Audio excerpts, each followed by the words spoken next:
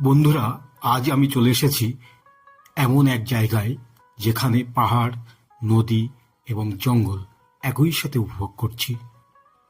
আজ আমরা চলে এসেছি পুরুলিয়া শহর থেকে ৭০ কিলোমিটার দূরে বাঘমুন্ডি ব্লকের পাহাড় ও জঙ্গলে ঘেরা নৈসর্গিক সৌন্দর্যে ভরা এক পাহাড়ি গ্রাম খয়রা বেড়াতে।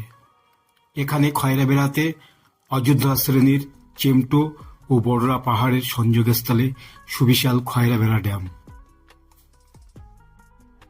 এখানে লেকের নীল জলকে ঘিরে দাঁড়িয়ে আছে সবুজ পাহাড়। লেকের জল উপচে পড়ছে, লক গেট ছাপিয়ে তা শেষ খাল বেয়ে ছুটে চলেছে চাষির জমির উদ্দেশ্যে। এখন বাজে বিকাল ৫টা ২০। সূর্যমামা পশ্চিম দিকে ঢলে পড়েছে।